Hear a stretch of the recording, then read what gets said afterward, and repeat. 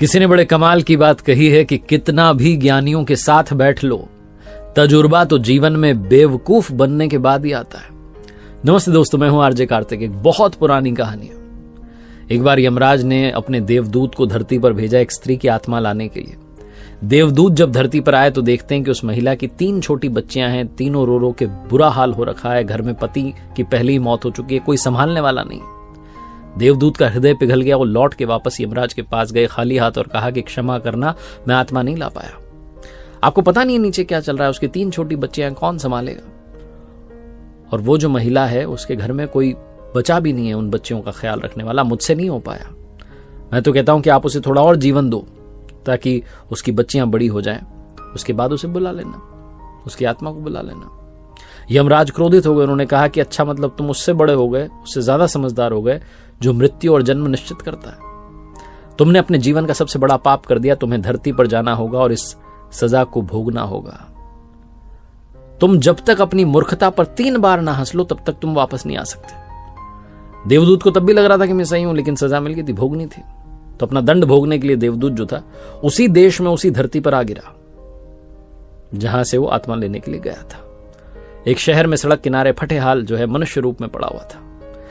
गांव से एक जूता बनाने वाला कारीगर शहर में आया हुआ था अपने बच्चों के लिए गर्म कपड़े और कंबल ले जाने के लिए, क्योंकि सर्दियों के दिन थे। उसने देखा कि एक गरीब आदमी सड़क किनारे, मुझसे भी गरीब, फटे हाल पड़ा हुआ है। तो उसने सोचा कि ये जो गरीब है इसकी पहले मदद करते हैं। उसने उस देवदूत के लिए जो मनुष्य बनकर के वहां पड़ा हुआ था उसके लिए गर्म कपड़े कंबल खरीदा। और बातों बातों मालूम चला कि रहने के लिए जगह नहीं है, तो उसे कहा चल भाई मेरे घर ही रह लेना। जब साथ लेके जा रहा था तो कारीगर ने समझाया कि भाई मेरी पत्नी गुस्सा करेगी, क्योंकि पैसे बहुत मुश्किल से जमा किए थे, हमारे बच्चों के लिए कपड़े लाने थे, मैंने तुम्हारे लिए ले लिए। वो जो भी बोले सुन लेना। घर पहुंचे तो कारीगर की पत्नी ने गुस्सा करना शुरू किया। देवदूत को जोर से हंसी आई कि समझ ही नहीं पा रही है कि घर में कौन आ गया, देवदूत आ गया, पूरा घर जो है दौलत से भर जाएगा, बहुत सारा धन होगा, ऐश्वर्य होगा, संपदा होगी।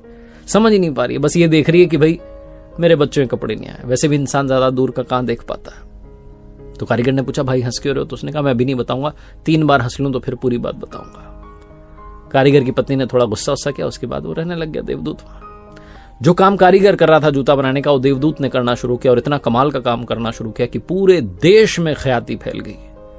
यहां तक कि उस देश के सम्राट के जूते भी वहीं से बनने लगे। एक दिन सम्राट का आदमी आया, बहुत थोड़ा सा चमड़ा था उसके पास। उसने कहा कि बहुत कीमती चमड़ा है, इससे सम्राट के लिए जूते बनाने हैं। ध्यान रखना, जूते बनाने, चप्पल नहीं बनानी है, क्योंकि उस देश की प्रथा थी कि चप्पल तब पहनाई जाती थी जब इंसान की मृत्यु हो जाए। चप्पल पहना करके उसे मरघट तक ले जाते थे। तो उसने कहा भाई ध्यान रखना, जूते ही बनाने, चप्पल नहीं बनानी, चमड़ा बहुत लिमिटेड है। देवदूत को तो सब पता था, उसने चप्पल बना दी।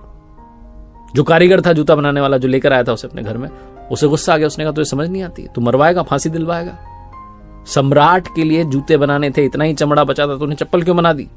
लकड़ी उठा करके उसे मारने लगा। तभी सम्राट का आदमी दौड़ता हुआ और कहने लगा कि सुनो, उस चमड़े से तुमने जूते तो नहीं बना दिए, उस चमड़े से चप्पल बना दो, क्योंकि सम्राट की मृत्यु हो गई है।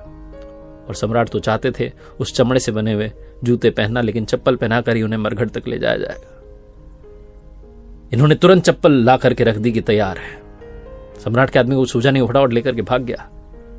जो जूते बनाने वाला कारीगर था वो देवदूत से कहने लगा कि भाई तुम्हें कैसे पता था? ये जोर से हंसने लगा देवदूत। इसने कहा कि अभी कुछ मत पूछो, बाद में बताऊंगा। एक दिन और घटना घटी। 3 लड़कियां एक बूढ़ी महिला के साथ में इनके आती, कहती कि हमारी शादी होने जा रही है, बढ़िया से हमें जो है सैंडल्स बनवाने हैं। और ये पहचान जाता है कि तो तीनों वही बच्चियां हैं जिनकी मां की आत्मा लेने के लिए मैं आया था धरती पर। ये बूढ़ी महिला से पूछता है कि बच्चियां कौन हैं? तो बूढ़ी महिला बताती कि हमारे पड़ोस में गरीब महिला रहती थी, उसकी 3 बच्चियां थी, मेरे कोई संतान नहीं थी, इनकी मां की बचपन में ही मृत्यु हो गई, तो मैंने इन तीनों बच्चियों को पाला। उस दिन देवदूत को समझ में आया कि अगर मैं उस दिन उस महिला की आत्मा को लेकर के नहीं जाता, यहीं छोड़ देता, जो कि मैंने किया, बाद में कोई और देवदूत लेकर के गए, लेकिन अगर वैसा होता कि वो महिला और जीती तो ये तीनों बच्चियां गरीबी में पलती। इन तीनों बच्चियों का जो भाग्य था पहले ही लिख दिया गया था। इन्हें किसी अमीर घर में पलना था, धन ऐश्वर्य संपदा के साथ पलना था। अमीर घर में इनकी शादी होने जा रही, इनका जीवन ऐश्वर्य से संपन्न हो गया और इन्हें मां का प्यार भी मिला, एक ऐसी महिला के रूप में जो कि बहुत करुणावान है।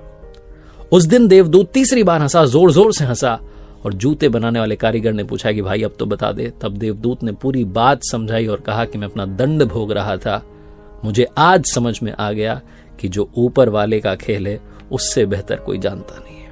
इसलिए क्या होगा, कैसे होगा, अच्छा होगा, बुरा होगा, सौभाग्य होगा, दुर्भाग्य होगा, ये सब सोचना बंद कीजिए और अपने जीवन को जीना शुरू कीजिए।